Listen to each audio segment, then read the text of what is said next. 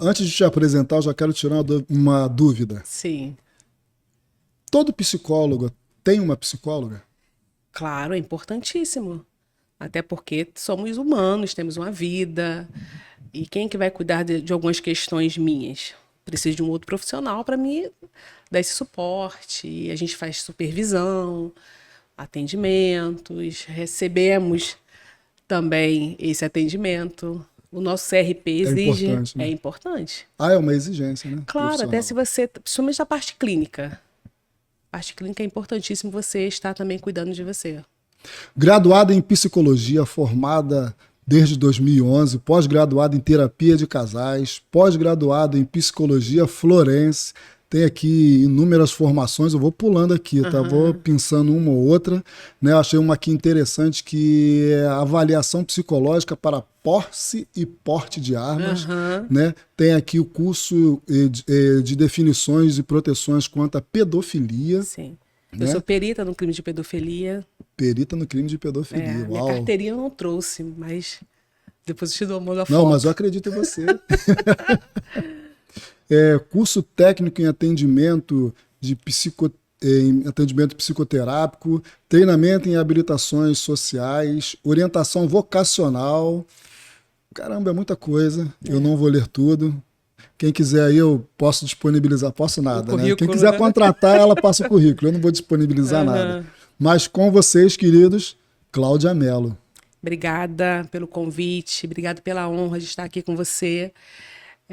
Quando você me fez o convite, eu fiquei muito, muito animada Opa, bacana.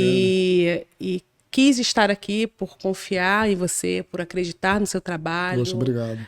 E eu estou feliz e obrigada mesmo, Me tá? sinto lisonjeado. Mas é verdade. Poxa, obrigado. Pergunta que não quer calar antes de Ah, nós começarmos a esmiuçar as coisas aqui. Psicóloga necessariamente é uma boa sogra? bom, eu acho que a pessoa, se for uma boa pessoa, Eu tô falando né? isso porque você tem 3 meninos, tá? Só tô provocando, é um quebra-gelo Sim, mas é inicial. importante a gente falar isso, porque nem sempre, não é porque é psicólogo que vai ser uma boa sogra. Se for uma boa pessoa, ela vai ser uma boa sogra, porque aí não tem nada a ver com a questão profissional, entende?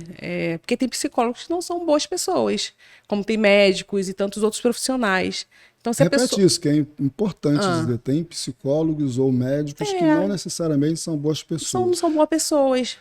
Eu poderia organizar dizendo que muitos seres humanos não são necessariamente bons exemplos. Seria isso? Exatamente. Não é porque tem Independente uma da. profissão que exime essa pessoa de um comportamento que não é muito comum, que não respeitado, que não é admirado. É isso. Eu gosto muito quando eu gosto primeiro da pessoa e depois eu gosto do profissional. Essa ideia, fulano é um excelente profissional e uma pessoa horrível, eu não consigo entender muito isso. Eu prefiro olhar para a Ah, pessoa interessante. e aí, se a pessoa tiver uma profissão, eu acredito que ele vai ser bacana nessa profissão também, porque já é uma boa pessoa, Você analisa o ser o humano ser humano, e e não o depois o que profissional. ele entrega, Sim, né? Para dizer se gosta ou não, né? Bacana, interessante. exatamente. Porque tem pessoas que até podem ser excelentes profissionais, né? Podem ser peritos em algumas coisas. Ah, como você disse do médico, pode ser um excelente neurocirurgião, mas ele profissionalmente exerce muito bem aquilo, mas ele deixa a desejar em muitas outras áreas. Como pessoa, né? No comportamento, Talvez ele no fira, trato com o outro. talvez fira mais do que cuida, né? Pode ser, Exatamente. né? Sim. Eu te perguntei sobre a questão da sogra no início, porque você tem Paulo Vitor, que nasceu. Não é Paulo Vitor, não. Paulo Ricardo, É Paulo porque eu já Ricardo. juntei os dois filhos. Paulo Ricardo, que nasceu em dezembro de 95. Aham. Tu tem o Vitor, que nasceu em 97. E você tem o Natan, que nasceu em 2006. Isso Tipo assim, aí. Natan, ninguém estava esperando o Natan resolver aparecer. Exatamente. Na verdade, nenhum dos três foram planejados. É mesmo? É. E todos vieram, foram muito bem-vindos. Eu não planejei, mas eu sempre tive a ideia de ter filhos, né? Porque eu sempre entendi que eu sou essa mulher Ah, maternal bacana. e eu sempre. Hoje tem crise quanto a isso, tu sabe, né? É, Aliás, é. você sabe mais que eu, né? Sim, mas eu sempre quis e eles vieram não planejados e foi maravilhoso. Assim, eu penso que quando a mulher, claro que a gente tem várias formas de ter esses filhos, Aham. né? Gerando, Adotando. adotando, enfim. Mas quando você já é um desejo seu e aquilo acontece, é maravilhoso. Você vive de uma forma. Eu lembro das minhas gestações de uma forma maravilhosa, porque eu falei, caramba, eu fui muito feliz grávida, fui muito feliz amamentando, fui muito feliz com meus filhos pequenos. Eu sei que a intenção nossa aqui é tratar de profundidade, né? E isso não deixa de ser, mesmo que a gente sorria um pouco, mas eu estou vendo aqui que você, quando esteve grávida, realmente você tratava isso de uma forma muito, muito alegre. Eu não vou mostrar para o público, mas eu vou mostrar para você a foto. Meu Deus, que era assim, antigamente se você disser que eu posso, eu mostro, mas... Mostra, pode mostrar. Posso mostrar? Pode. Como é que eu faço, produção, com essa imagem aqui? Pra cá, pra aquela de lá, não sei se dá pra pegar. Deu? Rapaz, mas olha, quando eu falo assim antigamente, parece que eu tô com 100 anos, mas assim, era mas assim. o mundo tá andando tão rápido, né? O chá de bebê era assim, acabavam com a nossa raça, pintava a gente toda, colocava papel higiênico na cabeça, fazia... E não havia mal nisso, havia? Não havia, a gente brincava, era excelente esses dias. Hoje eu falei assim, caramba, cadê aquela bagunça que faziam antes? Não sei se isso acontece ainda, mas na minha época da gestação era essa bagunça, tá? E todos eles foram essa bagunça. Então, e o último foi? Foi o Natan, é o que tá aí nessa barriga aí. Como o Natan estava na barriga, produção, e não apareceu na imagem, eu vou mostrar o Natan agora aqui na imagem. A coisa mais linda, tá vendo, né? Que eu vim armado, hein? Poxa vida! Eu vim armado. Então, você falou que hoje é bem diferente daquela época, né? Sim. Que não faz tanto tempo assim. O Natan hoje está com... Fez 19. 19 anos. O caçula está com 19. 19 anos. Poxa, bacana. Fez agora, dia 31. Olha, minha mais velha tá com 15, o teu caçula tá com 19, você é mais nova que eu. Eu tô atrasada, hein? Não, eu sempre quis ter filhos e eu quis ter filho nova, porque eu queria aproveitar a minha fase adulta com os filhos numa idade bacana para eu conseguir curtir melhor. Não, então, o caminho foi esse. E não teve lamento e não teve vindo nenhuma menina. Foi tudo tranquilão. Nada, porque na minha casa é a casa das 7 mulheres. Entendi. Né? E eu tenho muitas sobrinhas. Então foi um bálsamo. Nossa. E quando eu engravidei do Paulo Ricardo, então, um menino próximo. Eu falei, gente, se vier um menino, eu vou ficar super feliz. E aí, quando eu engravidei do terceiro, não, Cláudio, agora vai vir uma menina. Eu falei assim, gente, vocês podem não acreditar. Mas assim, se vier outro menino, eu vou ficar muito feliz. E foi o que aconteceu. E aí as pessoas ficam em crise, né? Mas você não pensa em ter uma menina? Eu falei assim, olha, Deus sabe todas as coisas. Né? Eu me sinto muito bem sendo mãe de meninos. Né? A gente criou um vínculo muito forte como mãe. Eu acho que a gente constrói isso nessa infância. Eu olhei as suas redes sociais, já te conheço há um tempo, né? E olhando as suas redes sociais, eu falo, caramba, tropa reunida mesmo. Exatamente, entendeu? É muito bom. E eu acho... muito, muito exemplar. Sim. Né? Muito exemplar. Você disse que há pouco tempo atrás, né, 15, 19 anos atrás, isso era um normal e que a sociedade mudou muito. Muita coisa. Nós hoje, e não colocando crítica em ninguém, mas nós hoje estamos nos tornando uma sociedade muito mimizenta. Eu não sei se você pode falar sobre isso, não que você precise concordar, mas às vezes a sociedade ela está chata. Né? Parece que perdeu-se algumas coisas, pelo menos da nossa época. Sim, em algumas situações sim, eu percebo que existe sim uma fragilidade, né? Isso, uma fragilidade. E aí isso se torna algo tudo se torna muito grandioso. E eu penso que essa fragilidade também é de muita falta da figura paterna e materna dentro de casa. Eu vejo que essa geração está sendo educada, criada pelas redes sociais, pela internet. Hoje quase não se tem essa mãe, esse pai que senta para conversar e que alinha e que direciona e que gera desse filho responsabilidade sobre as suas atitudes e atos. A gente percebe que está todo mundo terceirizando muito esse cuidado. Entendi. Né? Até na própria clínica. Né? Tem questões que, às vezes, os pais, quando chegam na clínica e traz a situação para mim, tem questões que é da família, entende? Às vezes aquela conversa deveria acontecer com esse pai, com essa mãe. E eu falo de terceirizar, assumir o seu lugar mesmo. Quando os pais saem desse lugar, entra um profissional, e quando é um profissional bacana, ok. E quando não é? Hoje a terceirização já inicia-se na escola, né? Exato. Chega, entrega o filho na escola, fala, educa aí que o filho é teu. Sim. Né? Nas instituições religiosas também. A mesma entendeu? coisa. E isso chega também no consultório. E a gente precisa, às vezes, fazer a terapia de família. Quando eu fui me especializar também na terapia de família, foi olhando para essa família, porque você recebe a criança, o adolescente, e às vezes o jovem, e tem questões que esses pais precisam sentar para conversar. E de vez em quando eu faço isso, né? Eu chamo para essa terapia de família, porque essa demanda não é minha, né? É desse pai, dessa mãe. Eu preciso sair de cena para essa mãe entrar em cena, para esse pai entrar em cena. São atores principais. Com certeza. Né, que às vezes se comportam como coadjuvantes. Exato. Ou até mesmo aqueles outros que são, eu esqueci o termo que se usa, que são como?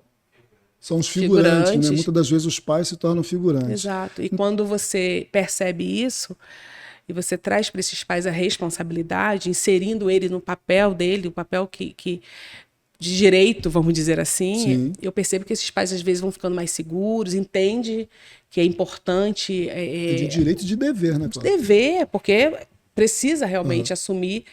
E eu saio de cena, falo, calma aí, isso aqui é seu, por favor, né? É seu.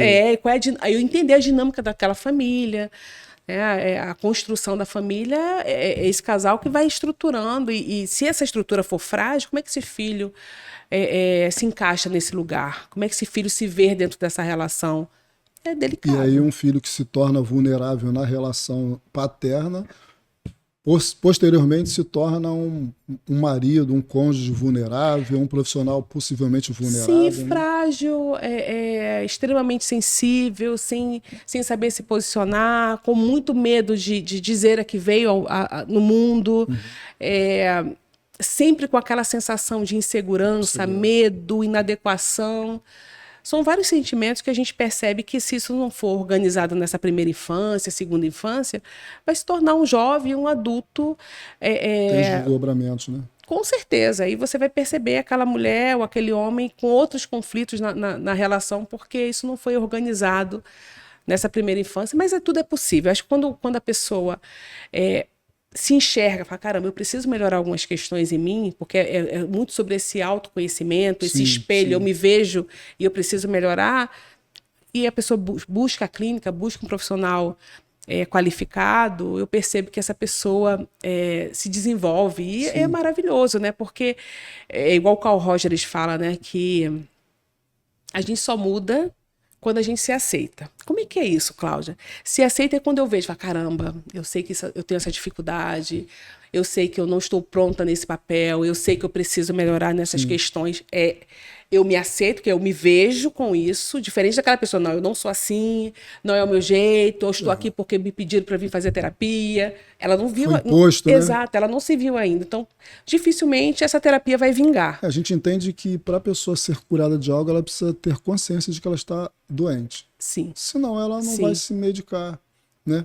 E o que você está dizendo aí, isso transita também entre muitos pensadores, tanto atuais quanto milenares, né? Que eles falam que para você mudar o mundo, primeiro você precisa mudar a si mesmo. Mude o seu mundo, para a partir daí você ter influência no mundo dos outros. Você nunca consegue mudar o outro se ele não perceber que você sofreu uma mudança, uma metanoia, né? Uma transformação. Não é isso?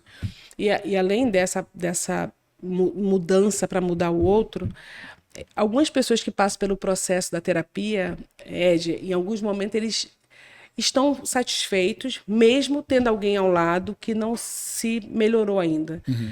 Porque a pessoa se encontrou. Então, é muito mais fácil quando você se conhece, você lidar com alguém que não passou por essa experiência, você entende. Né? Eu acho que São as limitações, né? Você entende? E a pessoa que passa pela terapia, ela se humaniza, ela vai se humanizando. Então, ela evita os conflitos porque ela entende, fala assim, essa pessoa ela não caminhou ainda, eu sei qual é a minha responsabilidade, eu sei o que eu preciso fazer, e aí não gera esse peso, eu mudei, agora você vai ter que mudar. Não.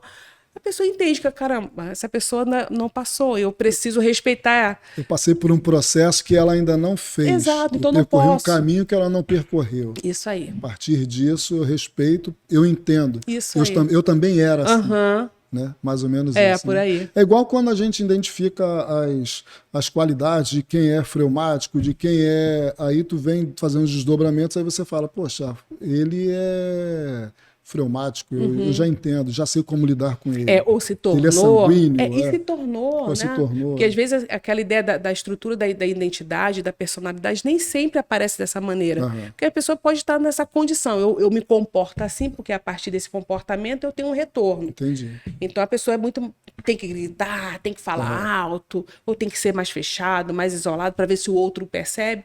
Então, alguns comportamentos são modelados dentro do processo, né, do adoecimento ou de alguma vivência que essa pessoa teve. Ela acreditou que é daquela forma, ela vai repetindo aquele modelo e em algum momento a gente rotula, né? Fulano é fleumático. Que todos nós nascemos com todos, né? Sim. Mas aí tem a questão da potencialização. Exatamente. Né? Interessante.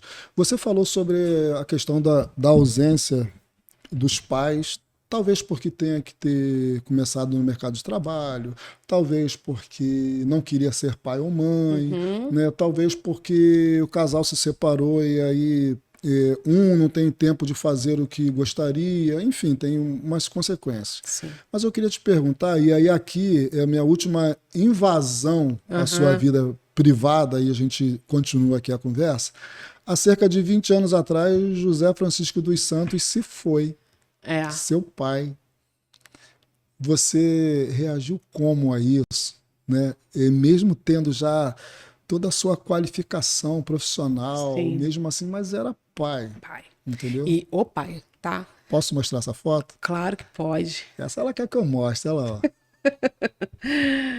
É a foto mais linda que eu tenho dele, sorrindo, né? Sorrindo. E feliz, satisfeito com a minha decisão, com a minha escolha. Bacana. Né? Tipo missão cumprida Exatamente. com prazer, vamos dizer assim, isso aí. Né? Não com tristeza. Né? Exato.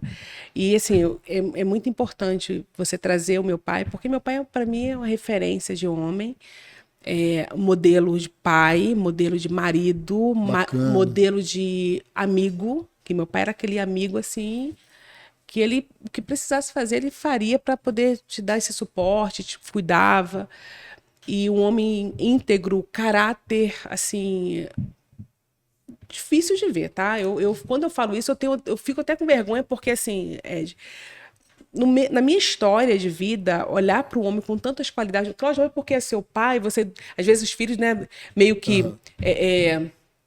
fantasia, né? Não, lá em casa são todas... Se você conversar com todas as minhas irmãs, são 7, você vai ouvir todas elas falando a mesma coisa. Quando a gente para conversar, a gente fala assim, como é que pode a gente ter um pai que a gente consegue lembrar de tantas coisas? E um homem analfabeto, tá?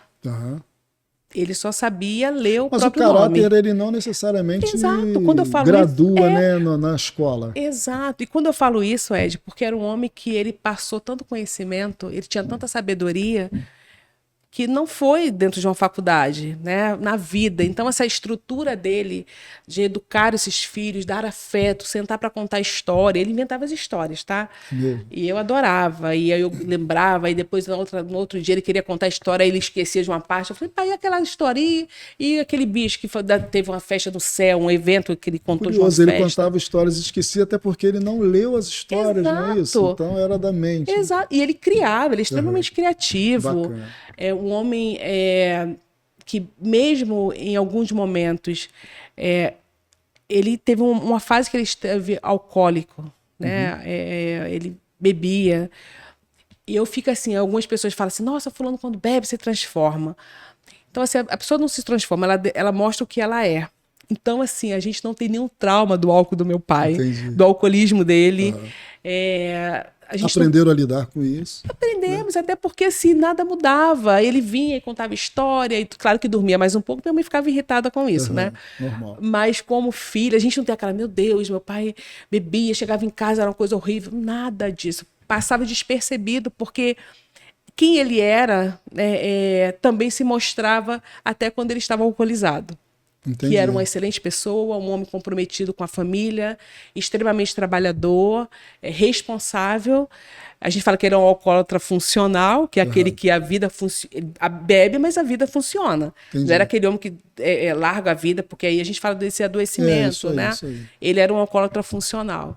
Ele dava conta da família e ainda assim tirava esses momentos para o álcool. Era legal? Não. Isso não fez bem para a saúde dele. Entendi. Mas ele cumpriu com esse papel. O papel. maior mal que o álcool trouxe foi para a própria vida. Exatamente. não causou mal a ninguém. E isso para mim é interessante falar, porque algumas pessoas se prevalecem desse lugar, ou quando usam alguma substância, e nossa, porque eu estava alcoolizado, Entendi. eu briguei, bati, abusei, enfim, tantas questões que aparecem com a ideia do As álcool. justificativas Justificativa, vêm por trás disso. Sim. Então, necessariamente uma mulher ou um homem, não importa, ele escolhe o seu cônjuge muitas das vezes espelhado no que ele tem em casa. Nessa referência. Nessa referência. Sim, porque é um padrão. Aparece ali aquele padrão para você de um homem. Claro que isso é de uma forma inconsciente. Dificilmente uma garota vai lá, não, eu lembro do meu pai, vou lá escolher meu parceiro. Não, é óbvio. É inconsciente. Então, se você tem uma referência de alguém que te traz segurança, alguém que te dá vontade de estar perto, alguém que você se sente cuidada, você acaba buscando esse modelo também, né, para a sua vida, porque é o que você conhece. Dificilmente eu escolheria uma outra pessoa, porque a minha referência foi muito forte. Então, dificilmente eu escolheria uma pessoa que não me fizesse lembrar desse pai que eu tive e tenho até hoje, porque as memórias são as melhores. Entendi.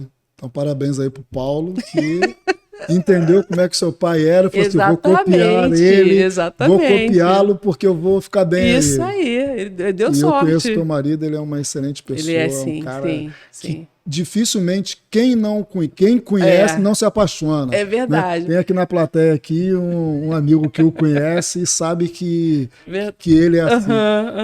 Agora, e quando isso é quebrado?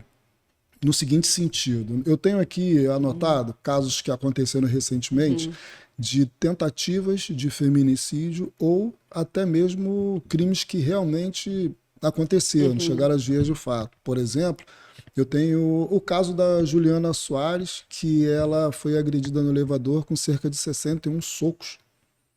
E ela estava com o agressor aqui, o nome do agressor chama-se Igor Rodrigues. Né? Tem também o caso aqui da Samira, eu não consigo falar o nome dela, eu acho que é Coire, que era médica de 27 anos e ela foi agredida pelo Pedro, um fisiculturista de 24 anos. Eu ouso dizer que, pelo menos o caso da médica, talvez não tenha sido um reflexo do pai, por ser um fisiculturista e tudo mais, a gente está numa geração que os homens da minha época não buscavam tanto isso. Então, talvez isso seja um ponto fora da curva. Mas e quando foge? Uma mulher ou um homem escolhe alguém que é totalmente diferente, achando que está dando certo e do nada se encontra numa tragédia como essa. E aí não é do nada, Ed. O problema é que às vezes a pessoa não quer ver os sinais. A pessoa vai mostrar alguma agressividade verbal, comportamentos que fogem um pouco daquilo que você admira, daquilo que você respeita, mas enquanto não é com você, a gente vai relevando, né? Porque o cara tá buzinando, o cara passa e fecha o cara lá na moto, baixa a janela, xinga, e aí grita com o cachorro e baixa a porta, fica com raiva, desliga as coisas e acaba estragando os aparelhos, enfim. São sinais, né? Que tem ali uma pessoa... Ignoramos os sinais. Muitas das vezes ignoramos os sinais. Sim, uma fala mais agressiva, e a pessoa vai achar, não, porque ele bebeu, ou porque ele não está dormindo, ou porque ele está com algum problema financeiro. As pessoas vão justificando aquele comportamento. E são sinais importantes.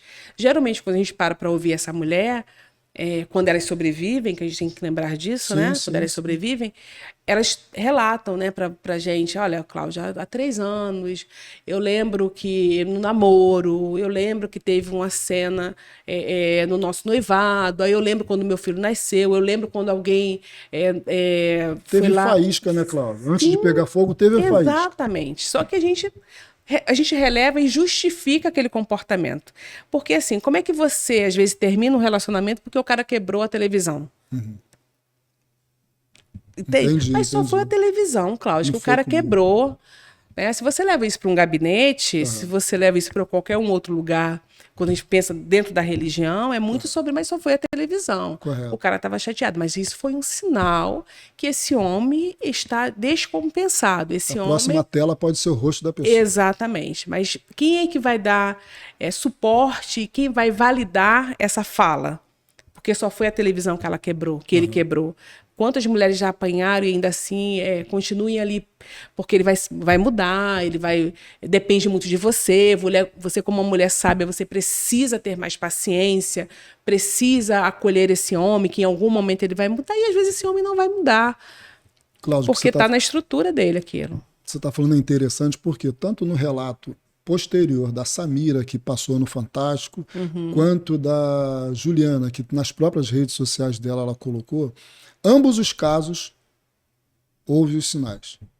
Ambos os casos. Sim. Tanto no da médica, que o relato da mãe diz que o celular não era mais da médica, era do homem. Ele tinha a senha, ele dizia quem ela podia responder ou não.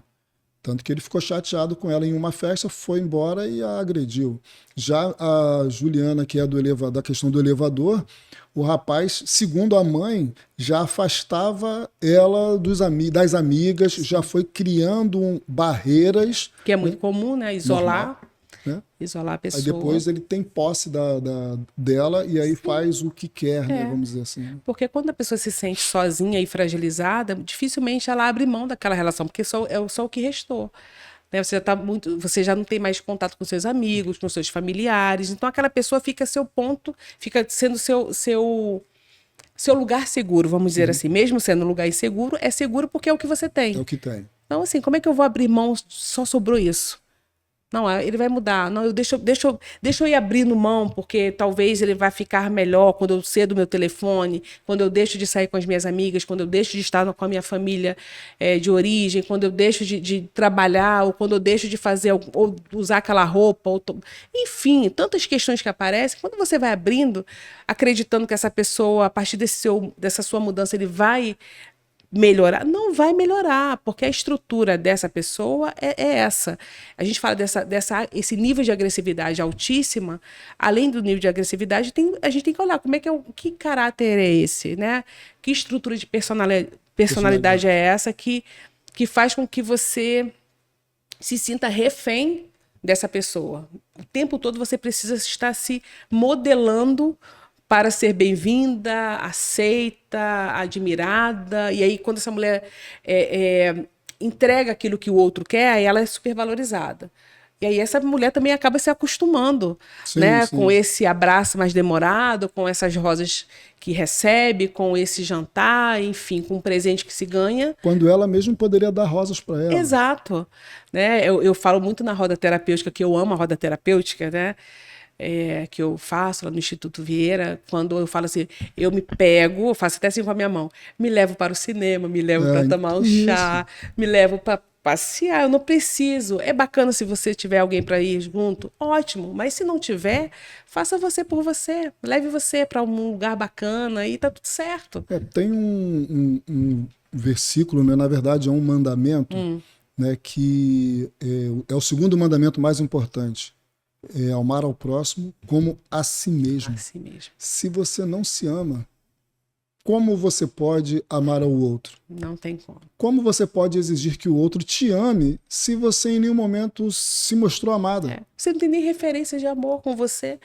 O quanto que você se dá, né? Como é que eu vou entregar para o outro? Eu lembro muito de uma paciente, quando ela falava assim, eu vou às 4 horas da manhã para ficar na fila para o meu sogro, para ele ser atendido. Só que aquela mulher, ela tinha várias questões de saúde e ela nunca foi para a fila para ela. Muitas comorbidades. Né? E ela cuidava, ela sempre estava na fila para alguém.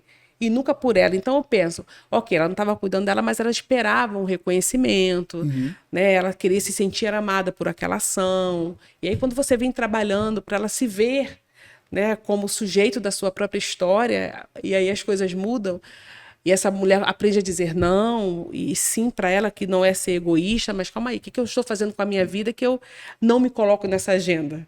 Todo mundo está na agenda, menos ela. Inclusive tem muito, eu acho que você pode até confirmar isso, muitas pessoas que cuidam de doentes morrem antes do doente falecer. Sim. Sim, porque você fica tão refém daquela pessoa e se sente tão culpada de tirar um tempo para você que ela se negligencia. E de onde vem essa culpa? Vamos pensar, né? O quanto que ela, na história da vida dela, o quanto que ela foi respeitada, valorizada, recebeu um abraço quando ela se doava.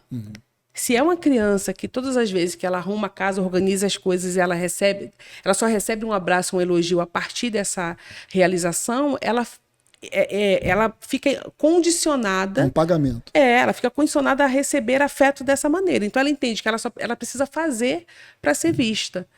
E ela vai para a vida assim. E é assim, quando eu estou o tempo todo em função do outro, qual o momento que eu me vejo? Qual é o momento que eu me olho? Qual é o momento que eu me autorizo a cuidar de mim? Fico de lado. Então a gente pode entender que quando uma mulher ou quando um ser humano ele passa a se amar menos do que ele ama, conforme eu disse da questão do mandamento. Sim. E ele passa a ser rotineiramente sendo escalado para um local de total dependência do amor daquela pessoa. Ele pode, infelizmente, ser suscetível a caso como o da Juliana, que terminou com 7 placas de titânio no rosto, 31 parafusos e sequelas que serão irreversíveis. Sim. E aí a gente está falando de sequelas visíveis, né? Visíveis. Daí, quando você pensa em pessoas que elas adoecem esperando esse afeto, e você vê pessoas com depressão, síndrome do pânico, pensamento suicida e tantas outras doenças, patologias que elas não conseguem verbalizar, mas quem está por perto observa. É isso, né? Ela se negligenciou, os sinais estavam ali. Né? Tinha alguém dizendo, falando, você não está bem, já tem um tempo que você não... Estou vendo que você não está cuidando de você, já tem um tempo que eu vejo que você não está indo nos eventos, já tem um tempo que eu ligo para você e você não responde. E aí você vai sinalizando para aquela pessoa, mas ela está sempre...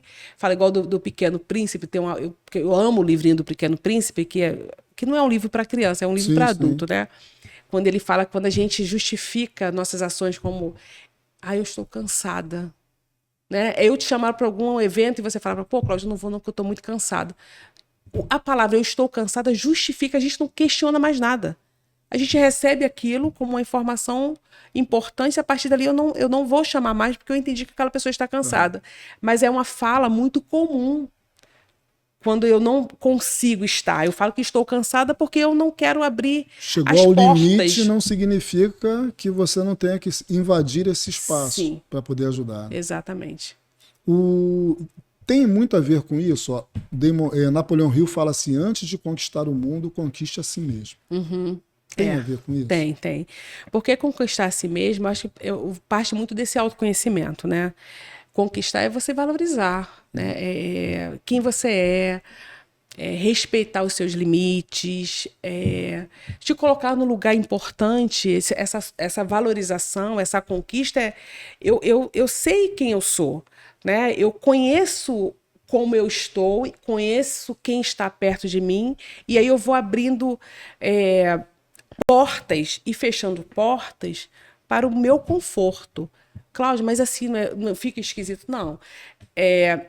Quando eu estou sendo avaliada ou estou em terapia, você vai entendendo que algumas portas vão precisar fechar. Isso é uma valorização, porque você está valorizando a sua saúde mental. Você está valorizando o seu bem-estar. Dependendo de quem se aproxima de você, você está valorizando. Se for uma pessoa que te suga, você está valorizando o seu dinheiro.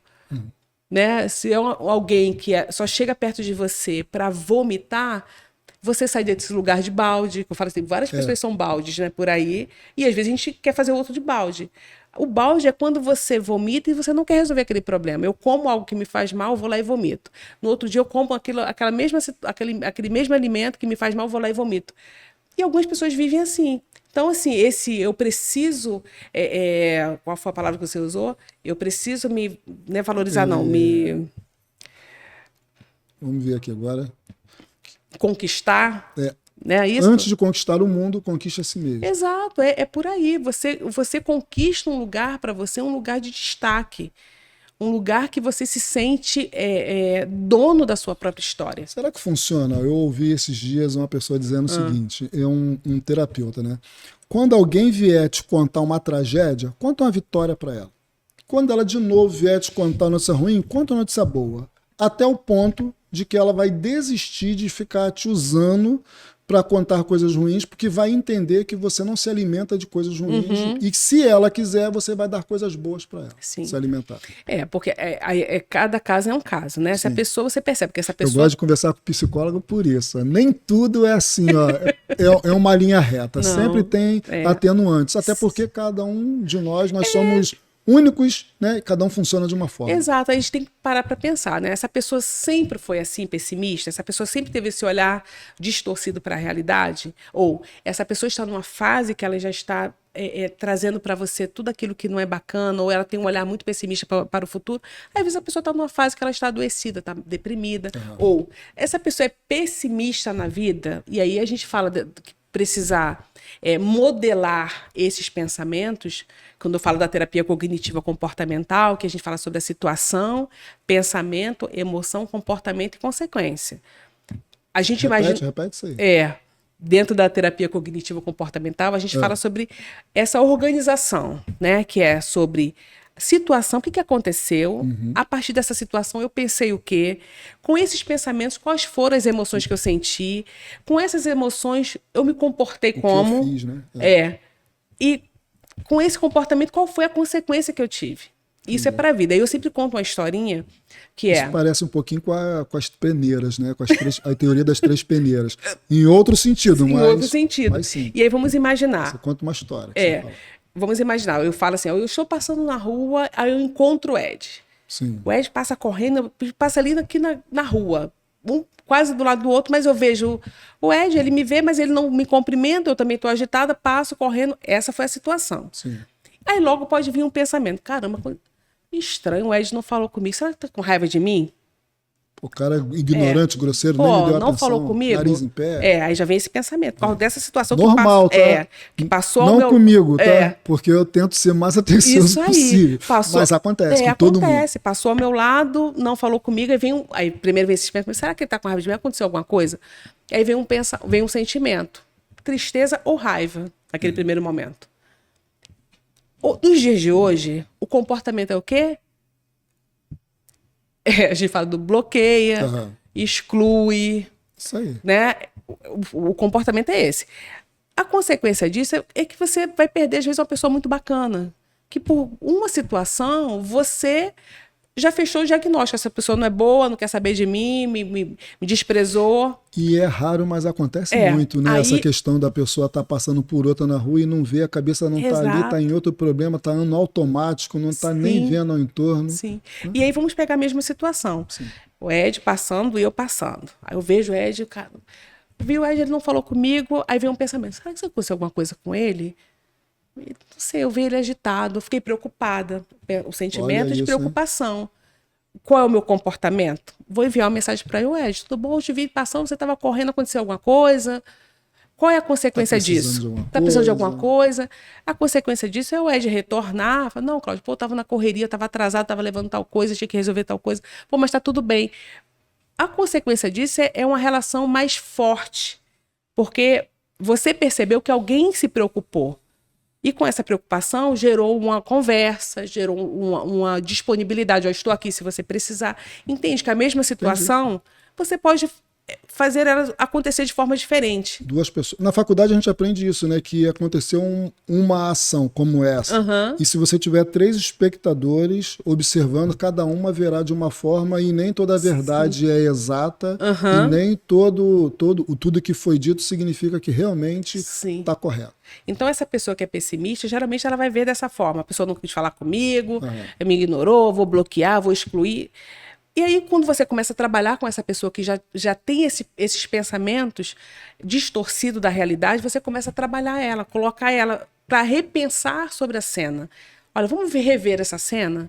Vamos rever essa situação? E aí ela vai buscando outros caminhos e outras possibilidades para ter um outro final. E aí ela começa a entender que, calma aí, nem tudo aquilo que eu acredito fielmente que eu posso duvidar e talvez pode ser algo diferente daquilo que eu vejo. Isso nos leva lá no início da nossa conversa, quando você comentou sobre nós estarmos... Como é que foi que você falou? Deixa eu tentar lembrar aqui. Eu não vou lembrar. Nem eu. Eu não vou lembrar. A gente está falando bem e eu não vou lembrar. Mas você chegou a citar logo no início da nossa conversa que as pessoas elas estão tão aceleradas que tomam decisões meio que precipitadas Exato. a respeito do outro. Sim. E as escolhas que elas fizerem sobre essas decisões aí essas decisões vão afetar o seu futuro. Com certeza. Né? Autodomínio é sentir tudo e escolher o que te aproxima do seu propósito? A gente pode olhar dessa forma? É, o autodomínio. Vamos lá. Eu penso que quando a gente entende a situação, você consegue gerenciar melhor os seus pensamentos e sentimentos. Do contrário, você acaba sendo dominado pelas situações. Porque aquilo vem como uma avalanche em cima de você e você não sabe se depender daquilo. A partir do momento que você... Calma aí, eu tô vendo isso aqui, deixa eu regular. Que ele faz, a pessoa tem que ter domínio, não, ou controle. A palavra controle para mim é muito chato, porque é aquela sensação de uma camisa de força que você está se debatendo para ter um controle. E o gerenciar, eu vejo um botãozinho, tá?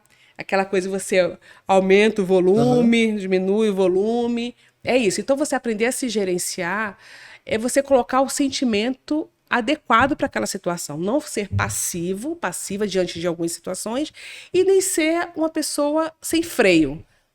Porque você viu algo e vai lá e resolve. Então, deixa eu gerenciar isso, deixa eu regular os meus pensamentos em relação ao que eu estou percebendo, para a partir daí eu tomar uma decisão. E essa decisão nem sempre vai ser naquele primeiro dia, naquele primeiro momento. Às vezes você precisa olhar novamente a cena. O mundo está tão automático, mas não necessariamente Exato. precisa responder na hora, né? Exato.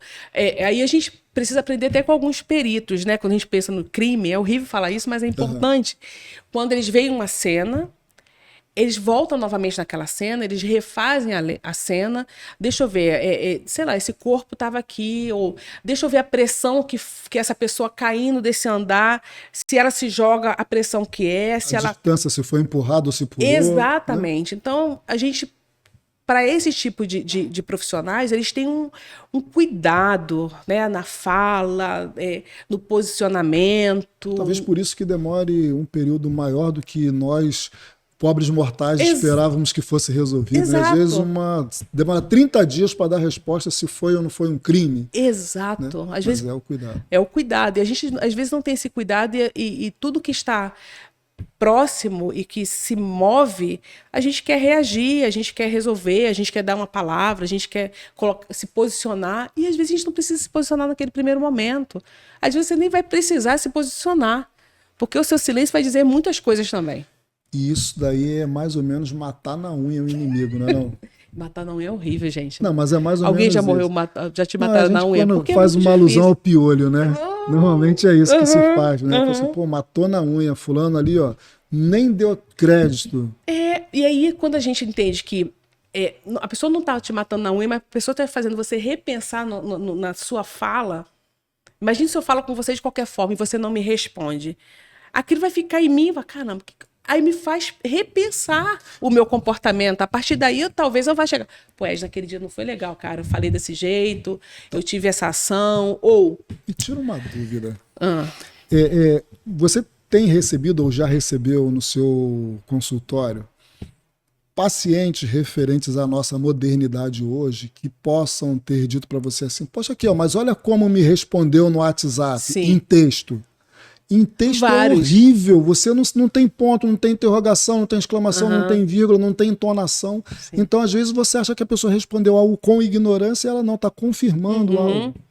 Claro que sim, até porque eu acho muito engraçado quando as pessoas falam assim pra mim, Cláudia, eu não ia dar conta de ouvir a pessoa me falando da vida dela, de um relacionamento, e a pessoa não me mostrar foto, não me mostrar o vídeo, não me mostrar o texto. E a gente realmente não precisa ver o texto, não precisa ver a foto, não precisa ver nada, porque a questão não é a pessoa, é quem está me dizendo, é a sua fala. Sua análise não é para quem está lá. Exato. Né? Então quando a pessoa fala, fulano me respondeu assim, aí eu sempre falo assim, qual é o histórico que você tem com essa pessoa? Qual é a relação que você tem com essa pessoa? Ou quanto tempo vocês conversam? E aí a pessoa traz algumas falas que ela ao longo dessa conversa, ela já vai... às vezes eu nem preciso ela falar. Ela mesmo já desiste. Ela né? é verdade, Cláudia. Fulano realmente não é assim. Talvez eu tenha alguma coisa acontecendo, eu não estou sabendo. Aí a pessoa já se sente culpada naquele primeiro momento. Ai, meu Deus, eu estou fazendo tudo errado. Eu deixei de falar porque eu vi que ela me deu essa resposta. Eu falei, calma.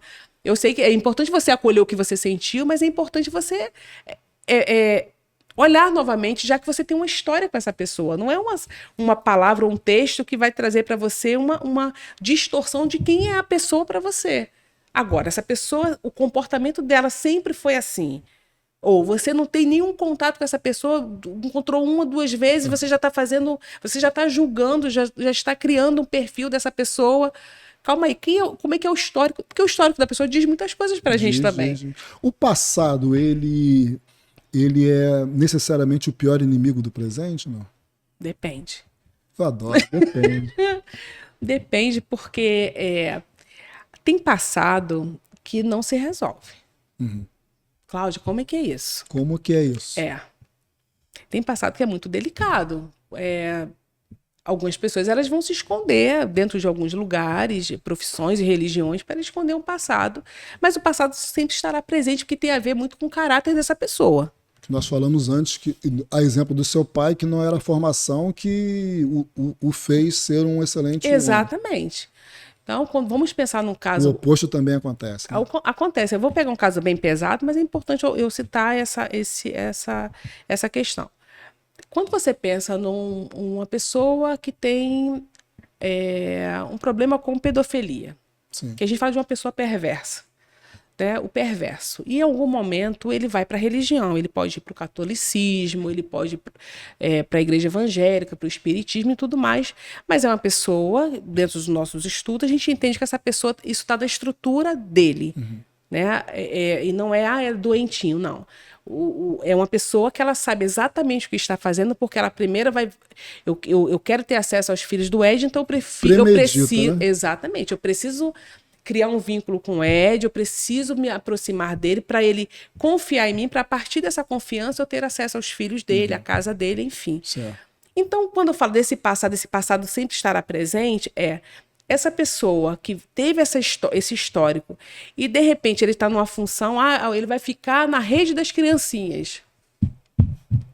Você vai ter problema com a rede dessas criancinhas. E ninguém sabe do passado dele. Mas vai vir. Como você disse, está escondido. Até então está escondido. Está escondido. E muitas das vezes não há a transformação nem junto à religião, né? Porque às vezes ela foi lá com o objetivo de se esconder. Isso aí. Não é isso? Por isso que quando as pessoas falam, principalmente quando eu trabalhei no Conselho Tutelar, algumas pessoas falavam assim, Cláudia, mas olha, o pai queria vir aqui para conversar com você.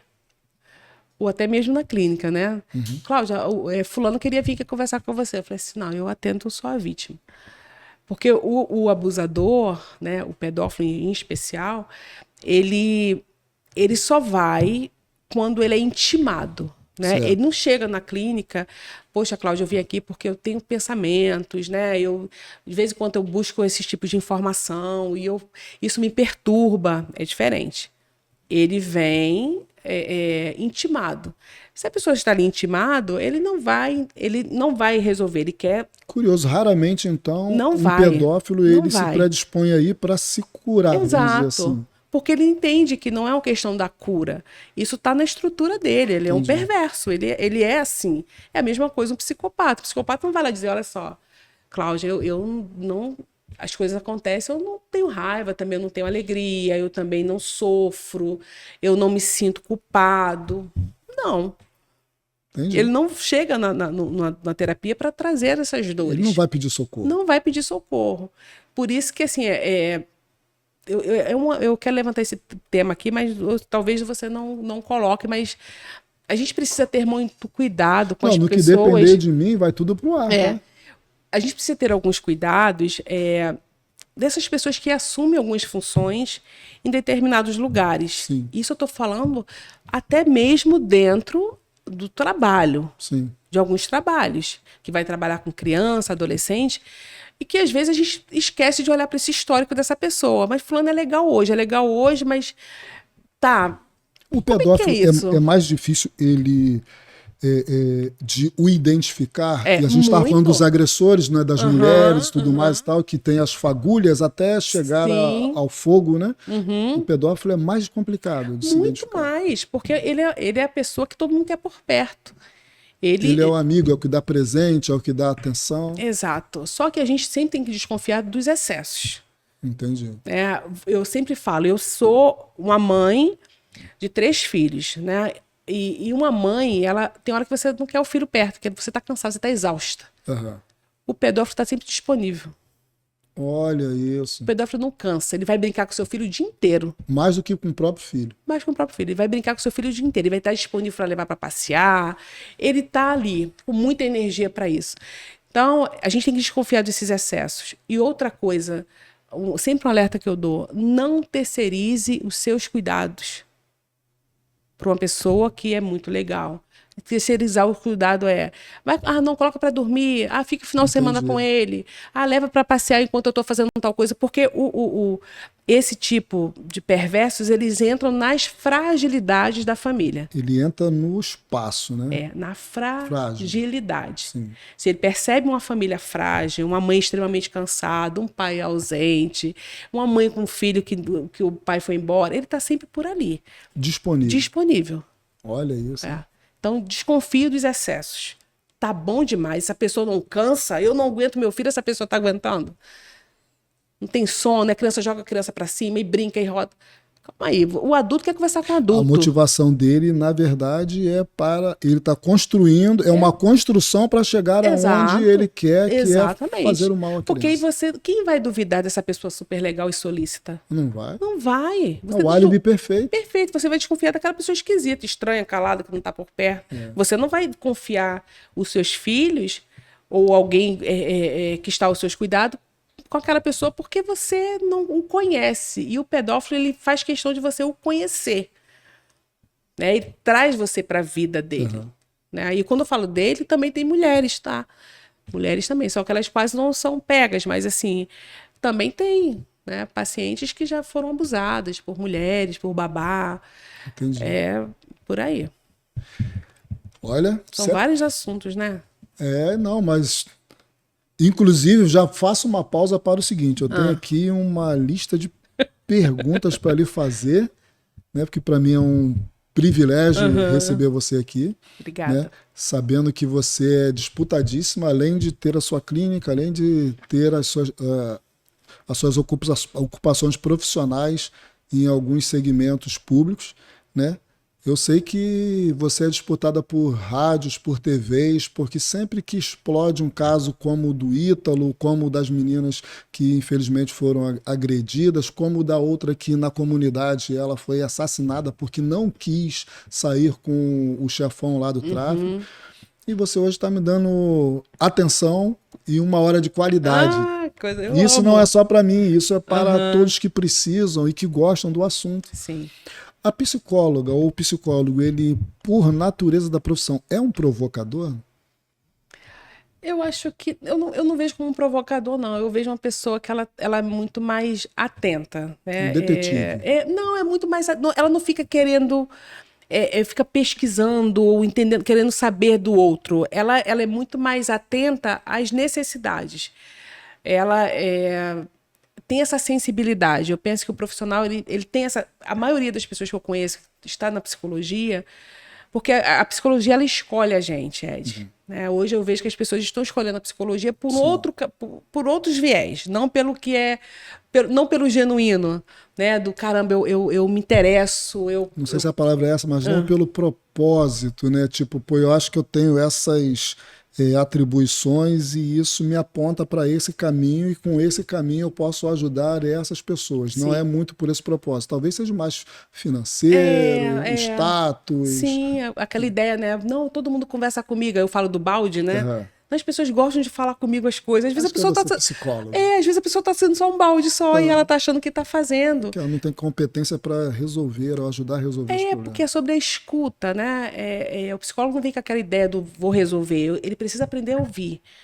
Né? E ter... A gente, dentro da psicologia, os professores sempre falavam assim, o psicólogo precisa... Ele não pode ficar ansioso para resolver o caso do paciente, senão eles passam por cima do tempo que precisa ser organizado esses sentimentos. Como o perito que você falou. Exato, porque imagina, você me traz uma situação hoje, na urgência quero resolver, amanhã você já está pensando em outra coisa, então eu não dei tempo de você reorganizar os seus sentimentos e pensamentos em relação àquilo.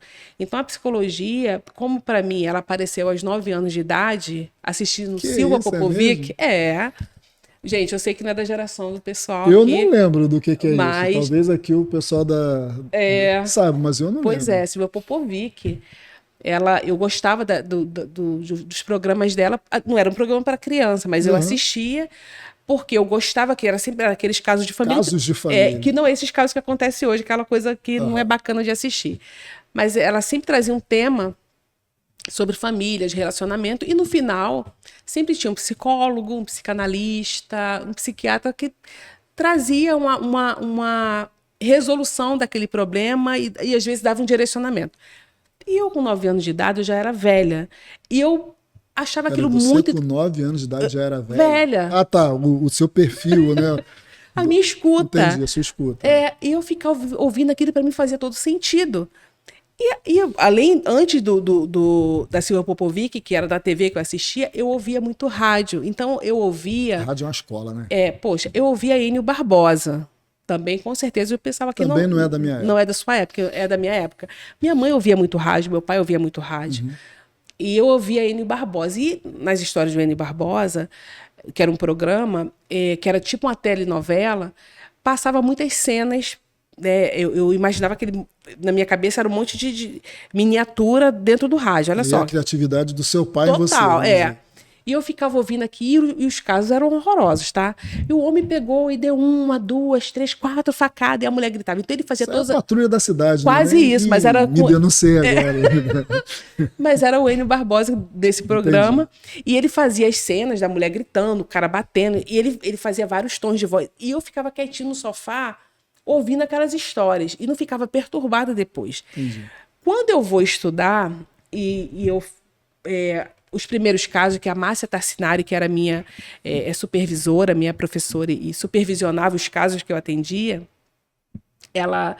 E aí minhas colegas no dia de levar os casos para a supervisão, minhas colegas, poxa, eu não dormi, foi complicado, eu fiquei mal com aquela situação. E eu pensando, falei, caramba, eu sou uma psicopata, né? Eu ficava assim, eu sou uma psicopata, assim, não é possível. Eu tô bem aberta ouvindo aquilo. Porque eu ouvia aquilo me impactava naquele primeiro momento, eu ouvia e me movimentava para ajudar aquela pessoa. Por isso que eu te perguntei no início sobre a questão do psicólogo, ter um psicólogo. É importantíssimo. E eu falei, aí eu conversei com a Márcia Tarcinari na época, falei assim, Márcia, olha só, eu tô vendo minhas colegas falarem que ficou mal, que não conseguiu dormir, isso não aconteceu comigo. Tem algum problema comigo? Assim mesmo. Ela, Cláudia, você é privilegiada. Você já nasceu com essa escuta. Olha. Ela falou isso para mim. Isso me deu um conforto. Porque eu já estava me achando uma pessoa assim... Eu não sou normal, peraí. Não sou normal. Pro mal, né? Negativamente. Exatamente, negativamente. Quando ela fala assim, aí eu resgato a minha história. Porque às vezes a gente se perde da nossa história. Aí eu lembro que eu ouvi a Silvia Popovic, eu lembro que eu ouvi o Enio Barbosa. Então eu já tinha essa escuta, isso não me afetava, eu queria entender, para mim fazia todo sentido o que estavam trazendo ali, mas não me tirava, não me adoecia, entende? Não me adoecia. Entendi. Então, nem sei se eu estou... E hoje o que você diria para os estudantes da área de saúde mental, psicólogos, psicanalistas, terapeutas, talvez o avanço para psiquiatras e tudo mais, hoje com a sua experiência com mais de 20 anos de carreira, né, participando aí de vários eventos, tendo várias graduações nesse sentido, qual o conselho que você dá para quem está começando agora, quem está, sei lá, no segundo, no terceiro período, primeiro? A minha orientação faça terapia. Pode falar para aqui. A minha orientação faça terapia. Não use a sua graduação para você resolver suas questões, porque senão você vai ficar muito confuso com tudo isso. Algumas pessoas vão fazer a graduação para resolver problemas internos. Sua religião, sexualidade, relacionamento, problema com os pais. Os traumas, né? Os traumas. Então, não vá para a psicologia com essa ideia de resolver isso em sala de aula.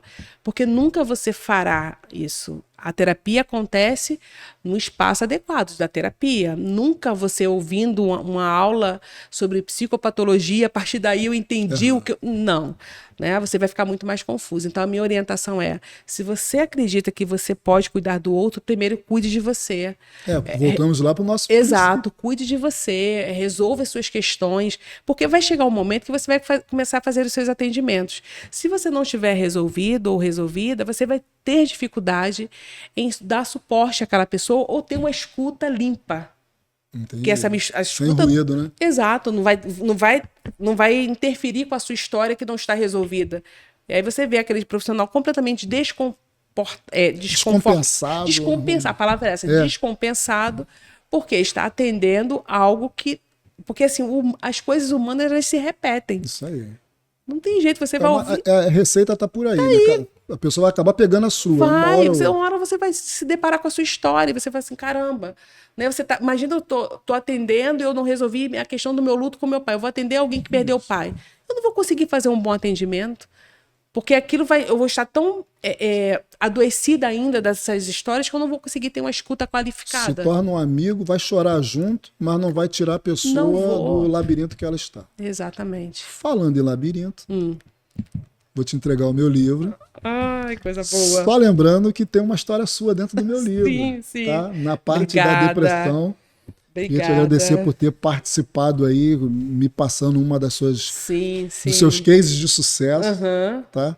E para mim é um prazer, né, poder te entregar esse livro pessoalmente aqui no Soul Academy e dizer que temos inúmeras questões aqui que eu gostaria de passar para você e de tratar, como o nosso tempo ele é curto e nós estamos agora no mês do Setembro Amarelo. Sim. Gostaria de te convidar a retornar outra vez para que nós juntos possamos falar muito sobre esse tema do suicídio, né? Das tentativas e, infelizmente, de quando se consegue ter o êxito infeliz da pessoa tirar a própria vida, o caminho para isso, como identificar, como evitar que aconteça, a depressão, vou falar igual no debate agora, essas e outras coisas vocês ouvirão na próxima vez, se você me permitir retornar. Com certeza, estarei aqui, vai ser um prazer retornar, até porque é aquilo, né, a gente começa a conversar, assim, a gente puxa uma linha, né, e aí a gente vai construindo essa rede. São várias gavetas que vão se abrindo, né? Você falou de portas aí na hora da terapia, do tratamento. Sim. Aqui nós abrimos várias gavetas e a gente às vezes não consegue fechar, porque uma faz abrir a outra. Isso né? Aí. Mas, querida, obrigado. Eu que agradeço. Para mim foi uma honra receber você aqui. Desculpe aí pela invasão do início. Não, eu gostei. A parte mais interessante foi eu grávida, com um monte de papel higiênico na cabeça. Eu acho que a gente vai cortar isso daqui e botar assim bem a capa do vídeo. Entendeu? Eu acho que vai te chamar muita atenção. O pessoal fala assim, é psicóloga? Que pessoa, né? Ela gosta da vida. Tá, minha amiga? Muito obrigado. Eu que agradeço. Tá? Valeu demais. Valeu, tá bom? Valeu. Um abraço. Outro.